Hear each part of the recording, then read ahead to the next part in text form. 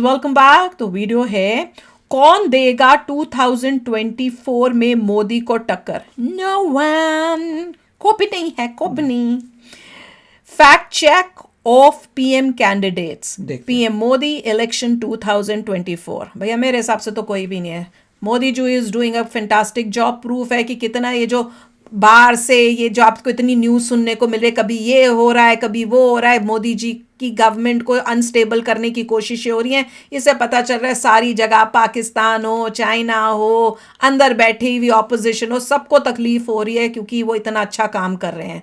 तो ये प्रूफ है जो आप न्यूज़ में सुन रहे हैं कि दुश्मन बहुत खड़े हो रहे हैं क्योंकि उनसे इंडिया की प्रोग्रेस जो है देखी नहीं जा रही है। तो चलो वीडियो शुरू करते हैं। वीडियो शुरू करने से पहले अगर आप चैनल पर नए हो और आपने अभी तक सब्सक्राइब नहीं किया है तो जल्दी से पहले सब्सक्राइब के बटन और बेल आइकन को क्लिक कर लो ताकि आपको हमारे सारे न्यू वीडियोस के नोटिफिकेशन मिल जाएं जैसे हम अपलोड करें। अगर आपको वीडियो पसंद आता है प्लीज लाइक एंड शेयर। चलिए शुरू करते हैं। दोस्तों, कुछ ऐसे सवाल हैं जो पैदा होने के 7वें सेकंड के बाद से ही हर हिंदुस्तानी के सामने आकर खड़े हो जाते हैं। क्या और वो रात को बोनवीटा वाले दूध में पार्ले जी का बिस्कुट डुबाकर सोचता है कि इंग्लैंड की महारानी का पड़पोता हमें कोहिनूर कब लौटाएगा। सुबह शीशे में साइड मांग निकालते वक्त वो खुद से पूछता है कि सलमान भाई शादी कब करें। आधी रात सूसू करने उठता है तो सूसू से ज्यादा इस बात के प्रेशर में डूब जाता है कि दाऊद इब्राहिम भारत कब आएगा। और यही आदमी शाम को ऑफिस के सामने पनवाड़ी के पास खड़ा बीड़ी पी रहा होता है तो बीड़ी के उड़ते हुए धुएं में इस सवाल में डूब जाता है कि क्या 2024 में मोदी को कोई हरा सकता है या नहीं। मैं आपको गारंटी देता हूं। और हरा सकता है तो कौन हरा सकता है? क्या वो राहुल बाबा होंगे या बाबा सहगल, केजरीवाल होंगे या टोनी कक्कड़, बहन मायावती होंगी या कपड़ों की मां बहन करने वाली बहन उर्फी जावेद। सवाल कई हैं मगर बेरोजगार आशिक के प्रपोजल पर सोचकर बताऊंगी ये बोलने वाली प्रेमिका की तरह इसका जवाब भी अब तक नहीं मिला। तो फनतंत्र के आज के इस वीडियो में हम बीड़ी के धुएं के बीच तैरते इसी सवाल के गुमशुदा जवाब को ढूंढने की कोशिश करेंगे। तो बच्चा लोग बजाओ ताली और जगह करो खाली क्योंकि आपके सामने आ रहे हैं कई सारे दावेदार। ये वीडियो में आपको दावेदार जितना अपने पड़ोसी केजरीवाल इज थिंकिंग कि मैं बन सकता हूं। पसंद आए वीडियो तो और भी लोगों तक इसे जरूर फैलाएं, शेयर जरूर करें दबा के। शुरू करें वीडियो। हेलो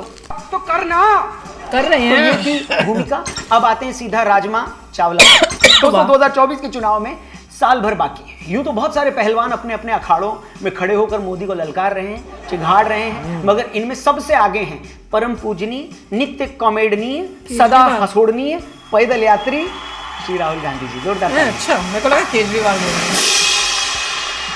दोस्तों पिछले दिनों कांग्रेस के सीनियर नेता कमलनाथ जी ने कुतुब मीनार पर चढ़कर ऐलान किया कि राहुल गांधी ही कांग्रेस की तरफ से प्रधानमंत्री पद के उम्मीदवार होंगे।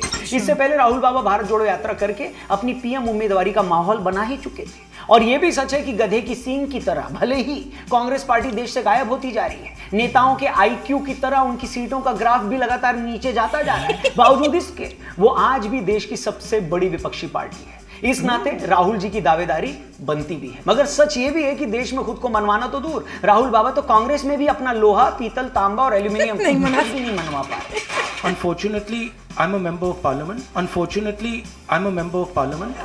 ज्योतिरादित्य सिंधिया से लेकर गुलाम नबी आजाद तक न जाने कितने ही नेता उनके रहते पार्टी छोड़कर उनको अनफ्रेंड कर चुके हैं। उनकी इतनी समझाइश के बावजूद सचिन पायलट और अशोक गहलोत जी 3 साल से लठमार होली खेल रहे हैं। छत्तीसगढ़ में बघेल और सिंहदेव जी के कलेश की वेब सीरीज अपने चौथे सीजन में एंटर कर चुकी है। नॉर्थ ईस्ट में हुए चुनाव में पार्टी का सुपड़ा डाबर लाल दंत मंजन लगाने वाले राजू के दांतों की तरह साफ हो गया है। उन्होंने विपक्षी नेताओं को भारत जोड़ो यात्रा में शामिल होने का न्योता भी दिया। तो हर कोई छोटी बहन की शादी में जाने की बात बोलकर उनसे किनारा कर गया। ममता दीदी और अखिलेश यादव जी ने पहले ही साफ कर दिया है कि कांग्रेस के साथ किसी गठबंधन में शामिल होना तो दूर, वो कांग्रेस के साथ किसी व्हाट्सएप ग्रुप में भी शामिल नहीं होंगे। टेंट हाउस के अलावा कोई भी सर्वे अकेले कांग्रेस को 100 सीटें तक देने को तैयार नहीं है। ऐसे में एक ही सूरत में वो प्रधानमंत्री बन सकते हैं कि अगर पेटीएम के किसी स्क्रैच कार्ड को रगड़ने पर उसमें से प्रधानमंत्री का पद निकल आए तो। और इसकी इतनी ही संभावना है जितनी हॉस्टल की कैंटीन के मटर पनीर में पनीर दिखने की। आपने घबराना नहीं है। अब पीएम पद की बात चलिए तो बता दूं, प्रधानमंत्री जी ने अभी कहा था कि हम हमारे युवाओं के स्किल डेवलपमेंट पर जितना ध्यान देंगे उतना ही हम अपने यूथ को काबिल बनाएंगे। और आपको बता दूं, कोडिंग इन्वेडर्स वो प्लेटफॉर्म है जो आपकी टेक्निकल स्किल्स को बढ़ाकर आपको इस कॉम्पिटिटिव वर्ल्ड में कॉम्पिटिटिव बनाता है। कोडिंग इन्वेडर्स आपको मौका देता है 6 से 8 महीनों के अंदर डेटा एनालिस्ट के एक हाई पेइंग आईटी प्रोफेशन में आने का, जिसका बेस्ट पार्ट है guaranteed job agreement. Amazon, Philips जैसी बड़ी कंपनियों के एक्सपर्ट्स ने डिजाइन किया है इस कोर्स को। मजे की बात यह है कि इसके लिए आपको कोडिंग बैकग्राउंड से होने की भी जरूरत नहीं, सिर्फ आपको ग्रेजुएट होना जरूरी है। इसमें 300 प्लस हायरिंग पार्टनर्स के साथ अभी तक 20,000 से ज्यादा कैंडिडेट्स को 10 से 25 लाख पर एनम की जॉब मिल चुकी है। सो कोडिंग इन्वेडर्स का डिस्क्रिप्शन में हमने लिंक दिया, उस पर क्लिक करके जल्दी से आप रजिस्टर करो, कोर्स ज्वाइन करो, बढ़िया जॉब मिले तो भाई को पार्टी में बुलाओ, वीडियो पे आ गया। और आगे बढ़ते हैं, बात करते हैं पीएम पद के अगले दावेदार की। राहुल गांधी के अलावा प्रधानमंत्री पद के दूसरे उम्मीदवार हैं अरविंद केजरीवाल। केजरीवाल जी भी उस वक्त से पीएम पद के उम्मीदवार हैं जब लॉर्ड माउंटबेटन इंग्लैंड जाने के लिए सराय काले खान से यूपी रोडवेज की बस में भी नहीं बैठे थे।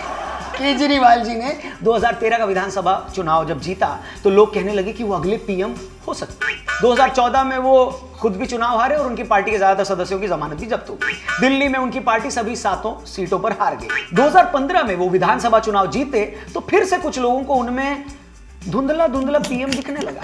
2019 चुनाव में उनके पीएम पद का सपना सिर्फ 271 सीटों से दूर रह गया और पूरी पार्टी में सिर्फ एक भगवंत मान जी ही थे जो एक सीट जीत पाए।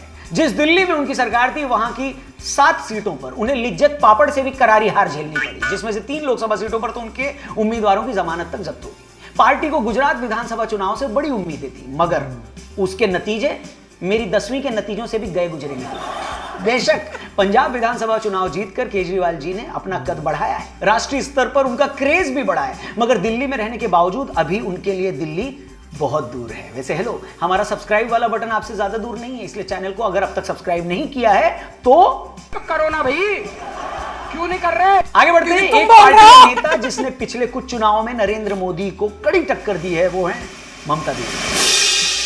2019 लोकसभा चुनाव में जब बीजेपी ने बंगाल में 20 से ज्यादा सीटें जीती तो लोगों को लगने लगा था कि बीजेपी 2021 के विधानसभा चुनाव में दीदी को चुनाव हराकर संन्यास आश्रम में भेज देगी, मगर जिस तरह वंडर वुमन ममता दीदी ने अकेले दम पर बीजेपी को चुनाव में हराया, उसने कई लोगों की बोलती बंद कर। बहुत सारे लोग उनमें भी देश का फ्यूचर पीएम देखते हैं, मगर दिक्कत है कि ममता दी को बंगाल के बाहर उतने ही लोग जानते हैं जितने लोग चैनी खैनी को अमेरिका में जानते हैं और जितने लोग साइकिल अगरबत्ती को यूरोप में।